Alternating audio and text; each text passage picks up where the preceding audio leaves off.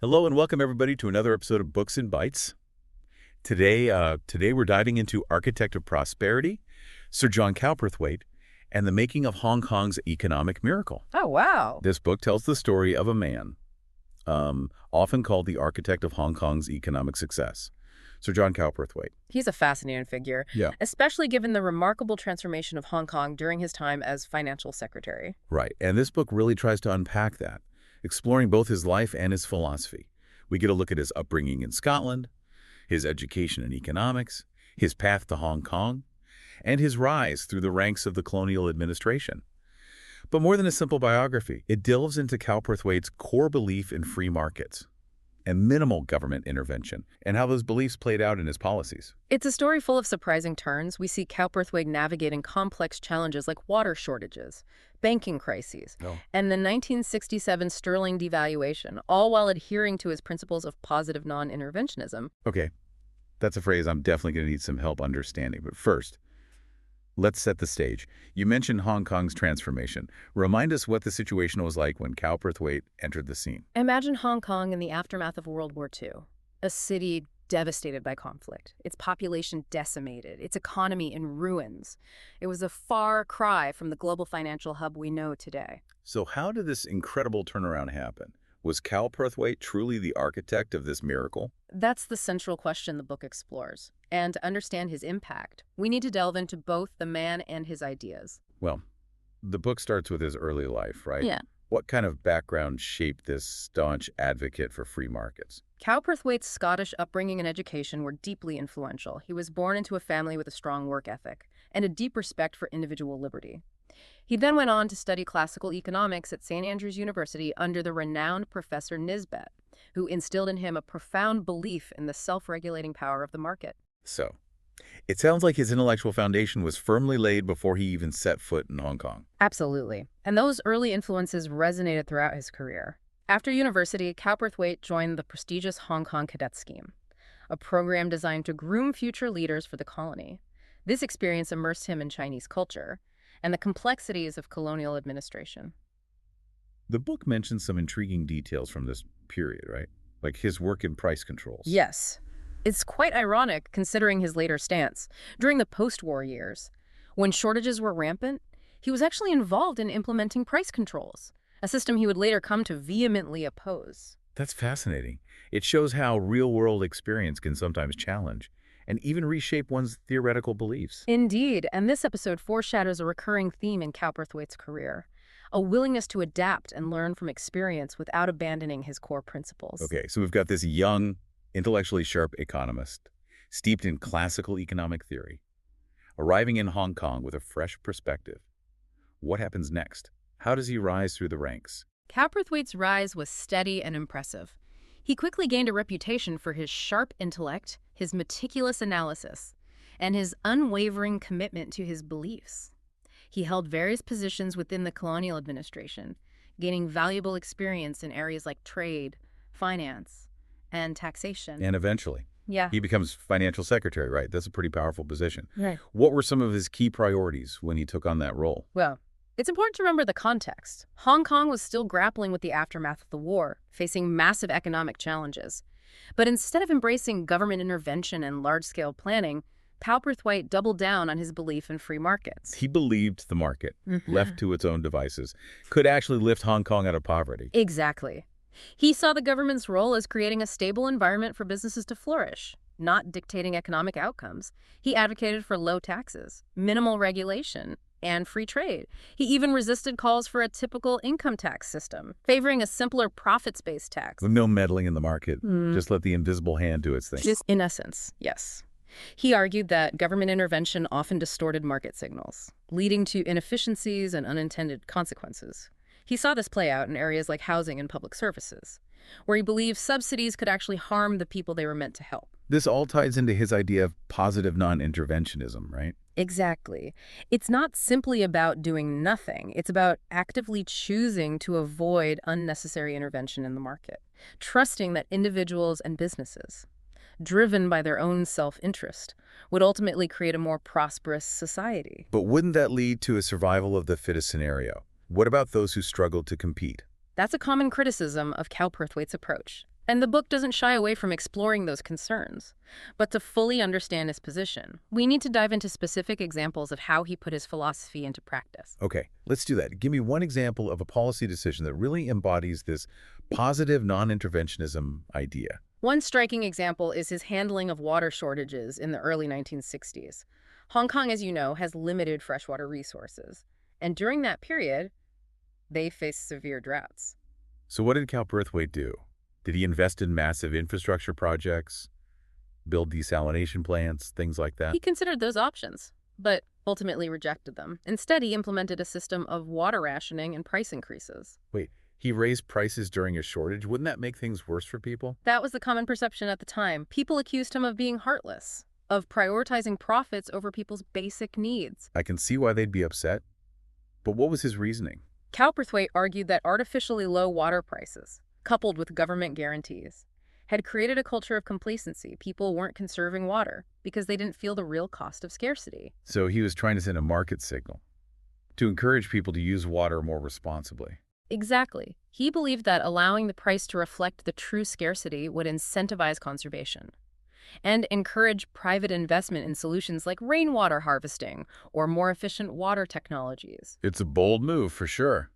Did it work? Did people actually change their behavior? The book suggests that it did. Water consumption dropped significantly, and the crisis was averted without massive government spending or intervention. Interesting. So this example really illustrates his core belief that the market can often find solutions more effectively than government mandates. Precisely. But this approach wasn't without its critics. Many argued that it disproportionately impacted the poor, who couldn't afford the higher prices. That's a valid concern, and it speaks to the broader criticism that Cowperthwaite's policies, while driving economic growth, may have exacerbated inequality. That's a debate that continues to this day, and the book doesn't offer easy answers. It acknowledges the social costs of Cowperthwaite's policies, while also highlighting the remarkable economic achievements of that era. It sounds like a complex legacy, full of contradictions. Yeah, it certainly is. And to fully grasp it, we need to examine other key moments in his career, like his handling of the 1965 banking crisis. Okay. Remind us what happened there. In the early 1960s, Hong Kong experienced a rapid expansion of credit and a surge in speculative investments, particularly in real estate. This led to a bubble that eventually burst, triggering a banking crisis. So it's another classic boom and bust cycle. How did Cowperthwaite respond? Did he stick to his non-interventionist approach? Initially, yes. He resisted calls for government bailouts or direct intervention in the banking sector. He believed that allowing weak banks to fail would ultimately strengthen the system. That sounds incredibly risky. Didn't people panic? They did, and the crisis escalated quickly. Several banks collapsed, and there was a real risk of a systemic meltdown. So what did he do? Did he change course? He did, to some extent. Facing the imminent collapse of the financial system, he orchestrated a series of targeted interventions, including limited bailouts and stricter banking regulations. So he bent his own rules when the situation demanded it. Exactly. This episode reveals a pragmatic side to Cowperthwaite, a willingness to adapt his principles in the face of a genuine systemic threat. It's a reminder that even the most ardent ideologues sometimes have to make concessions to reality. Indeed. And this pragmatism is also evident in his response to the 1967 sterling devaluation. Okay, now that's a story I need to hear more about. Hong Kong's currency was pegged to the British pound at the time, right? That's right. And when the British government decided to devalue the pound, it automatically devalued the Hong Kong dollar as well. And this caused major problems for Hong Kong. Absolutely. Hong Kong held a significant portion of its reserves in sterling, so the devaluation led to substantial losses. I imagine Cowperthwaite wasn't too happy about this. He was furious. He saw it as a betrayal of trust, a blatant disregard for Hong Kong's interests. He accused the British government of acting unilaterally without any consultation. So what did he do? Did he just accept these losses? Not at all. He launched a vigorous campaign, demanding compensation from the British government for Hong Kong's losses. He even threatened to break the currency peg and establish an independent monetary authority. Wow, that's a bold move. Did he succeed? He did, to some extent. After intense negotiations, the British government agreed to provide some compensation, though not as much as Cowperthwaite had demanded. So it was a partial victory. Yes, but it was a significant one. It demonstrated Cowperthwaite's unwavering commitment to protecting Hong Kong's financial interests, even when it meant challenging his superiors in London. This episode really reveals his tenacity, his willingness to fight for what he believes was right. Absolutely. He wasn't afraid to stand up to powerful forces, even when the odds were stacked against him. But despite these successes, his time as financial secretary wasn't without its challenges, right? Didn't he face criticism for his handling of certain social issues? He certainly did. One of the most notable examples is the 1966 Star Ferry riots. Oh, the Star Ferry riots. Yes. A significant event in Hong Kong's history, and a turning point for Cowperthwaite's approach. The riots, triggered by a proposed fare increase for the Star Ferry, a vital mode of transportation for working-class residents, revealed simmering social tensions beneath the veneer of economic prosperity. So it wasn't just about the fare increase, though, was it? No, it was a symptom of a much deeper issue. Many people felt they were being left behind by Hong Kong's rapid economic growth. They saw a widening gap between the rich and the poor, and they felt that Cowperthwaite's policies, with their emphasis on free markets and minimal government intervention, were exacerbating this inequality. So it was a challenge to his entire philosophy, a sign that perhaps a pure free market approach wasn't addressing the needs of everyone in society. Precisely. The riots forced Cowperthwaite to confront the limitations of his purely economic approach. While he maintained his belief in the power of the market, he began to acknowledge the need for greater attention to social issues and the potential for government to play a role in mitigating inequality. Did he make any significant policy changes as a result? While he didn't abandon his core principles, he did make some adjustments. He increased spending on social programs, particularly in areas like education and housing. He also became more open to targeted interventions in the market to address specific social concerns. So it was an evolution, a refinement of his thinking rather than a complete reversal. Exactly. Cowperthwaite remained a staunch advocate for free markets until the end of his career.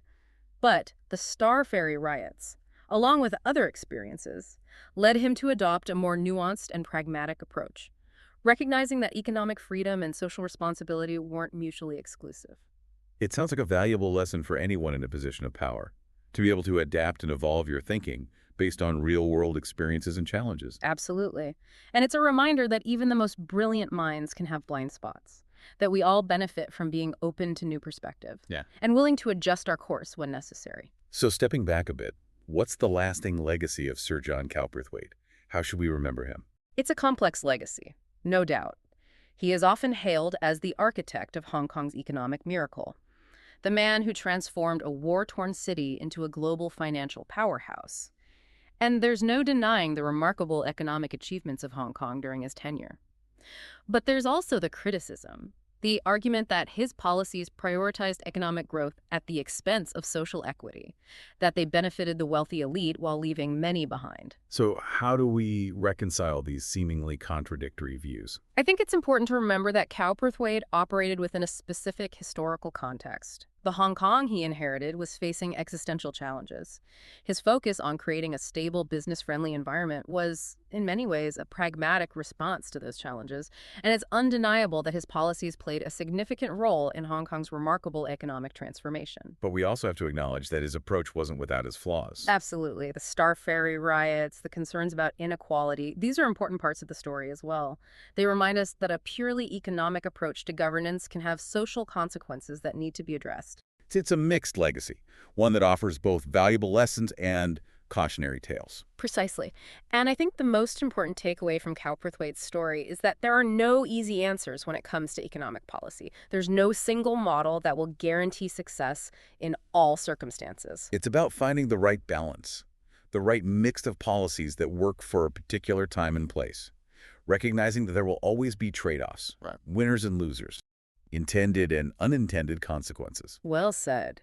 And perhaps that's Cowperthwaite's most enduring contribution. Not a specific set of policies, but a challenge to think deeply and critically about the role of government, the power of the market, and the complex relationship between economic freedom and social responsibility. It's a challenge that resonates even more today, as we face a world grappling with new and unprecedented challenges like climate change, technological disruption, and rising inequality. Indeed. And while Cowperthwaite's approach may not offer all the answers, his story can serve as a valuable starting point for these crucial conversations. A reminder that ideas have power, and that the choices we make, both individually and collectively, have the potential to shape the course of history. Well, on that thought-provoking note, we come to the end of another deep dive into Architect of Prosperity. We hope you found this exploration of Sir John Cowperthwaite and the making of Hong Kong's economic miracle insightful and engaging. And we encourage you to continue exploring this fascinating story on your own. Dive into the book, consider the arguments, and perhaps most importantly, reflect on the question, what lessons can we draw from Cowperthwaite's experience? And how can we apply those lessons to the challenges we face in the 21st century? That's a question worth pondering indeed. Until next time, keep exploring, keep learning, and keep those books in bites.